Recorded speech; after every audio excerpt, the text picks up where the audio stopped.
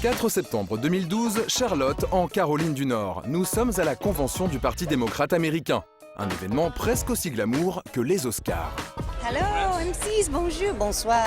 Eva Longoria, Mary J. Blige ou encore l'oscarisé Jeff Bridges, le tout Hollywood s'est déplacé jusqu'ici dans un but bien précis. S'assurer que les gens votent et qu'ils votent pour Barack Obama. Et la mobilisation des stars, Obama en a plus que jamais besoin. Depuis son premier débat en demi-teinte face à son adversaire Mitt Romney, les deux candidats à la Maison-Blanche sont au coude à coude dans les sondages. Et le résultat s'annonce très serré. Le plus important dans cette campagne, ce sont les célébrités, car tout ce qui apporte une part de rêve, une part de glamour à un candidat, contribue à son élection. Les stars feront-elles gagner Obama cette année encore? Rien n'est moins sûr. En tout cas, il aura besoin d'un peu plus que de strass et de paillettes pour reconquérir le cœur du peuple américain. 4 ans après son élection, le bilan du président sortant a déçu et l'Obama-mania des premiers temps est bel et bien retombé.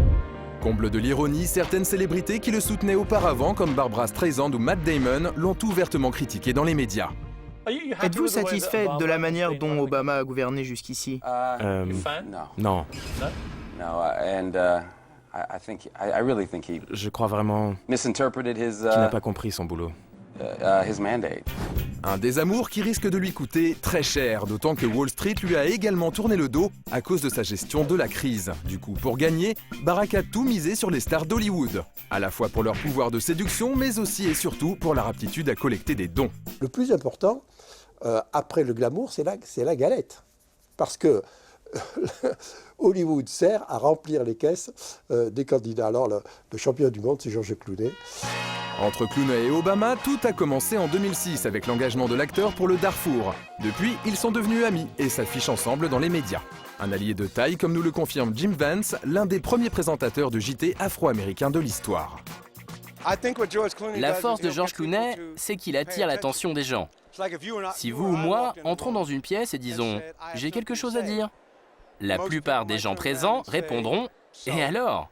Quand c'est George Clooney qui entre dans la pièce et qu'il veut dire quelque chose, les gens l'écoutent. Et quand Clooney décide d'aider son ami à lever des fonds pour soutenir sa campagne, il ne fait pas les choses à moitié. En mai dernier, il décide d'organiser chez lui un dîner avec des célébrités comme Salma Hayek ou Robert Downey Jr. Et la bonne idée, c'est que n'importe qui pouvait y participer, moyennant un petit don et après tirage au sort. Une vitrine de Noël qui a rempli sa mission bien au-delà des espérances de la star. En une soirée, Clooney a récolté plus de 15 millions de dollars. Daniel Dozier est conseiller en communication et membre actif du staff Obama for America. Il nous dévoile les coulisses de ce dîner. Ce qui est important à retenir, c'est qu'une grande partie, même je crois la moitié, est venue des petits dons, en dessous le seuil de 200 $. Bon, évidemment, il y avait des grands chèques. Et des gros chèques, il y en a eu davantage, puisque d'autres stars ont essayé de faire aussi bien que George. Le président Obama et Michelle viennent dîner chez moi. Et ne soyez pas en retard. Mais tout le monde ne s'appelle pas George. Au final, Sarah Jessica Parker et Anna Wintour ont récolté 4,5 millions de dollars, ce qui n'est pas si mal. Quant à Beyoncé et Jay-Z, ils ont réussi à glaner quelques 4 millions de dollars supplémentaires. Mais est-ce qu'une telle connivence entre les people et le pouvoir serait possible en France ?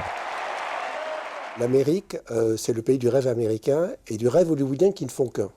Donc, entre le show business et la politique, c'est le love story. Chez nous, entre le show business et la politique, c'est je t'aime, moi non plus. Donc, c'est très différent. Et les stars ne servent pas qu'à remplir les caisses, les petits soldats de Barack ont une autre mission, rallier le plus grand nombre d'électeurs à sa cause. Avec son éventail de célébrités, il arrive à toucher toutes les couches de la population, contrairement aux républicains. Première cible visée, l'Amérique profonde, et notamment les swing states, ces États américains traditionnellement indécis et qui peuvent faire basculer une élection. Après George Clooney, c'est au tour du boss himself, Bruce Springsteen, bientôt 40 ans de carrière, de faire passer le message. Réélisons président Barack Obama, donnons-lui 4 ans de plus.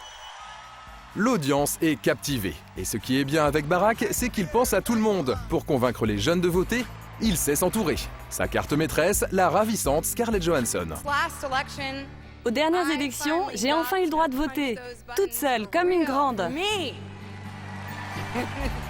Scarlett Johansson, elle était très efficace pour faire venir des jeunes et pour décrire pourquoi l'enjeu était aussi important de voter pour la première fois.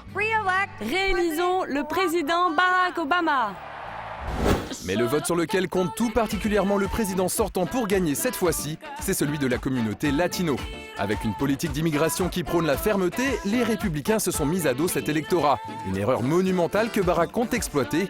Une fois de plus, il mise sur des stars comme Jennifer Lopez ou Eva Longoria pour faire la différence.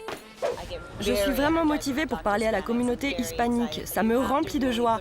Mais en même temps, il faut vraiment les pousser à aller voter. Eva, on va la chercher parce qu'elle est latinos, parce qu'elle va pouvoir séduire les 16% d'Américains qui sont latinos et qui vont faire la différence dans ces élections. 16%, soit 52 millions de personnes, un chiffre énorme et une stratégie que le camp démocrate espère payante. Les stars se sont donc toutes mobilisées derrière leur président, mais au final, il semble que la célébrité qui agit le plus en faveur de Barack Obama soit en fait... Michelle! Merci Première Dame.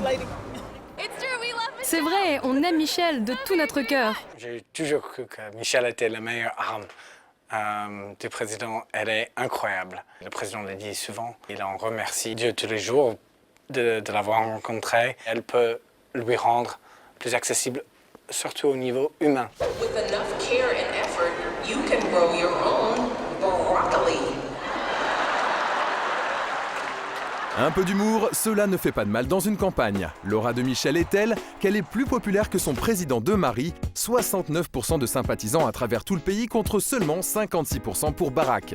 Avec elle, il espère cette fois-ci rallier le vote des femmes à sa cause. Et pour parvenir à ses fins, rien n'est trop beau. Dernier coup d'éclat en date, un petit tweet amoureux pour leur anniversaire de mariage qui a attendri le monde entier en quelques secondes. Il y a 20 ans aujourd'hui, j'ai épousé l'amour de ma vie et ma meilleure amie. Bon anniversaire, Michel. Alors les stars feront-elles la loi au pays de la bannière étoilée? Résultat du scrutin dans une semaine.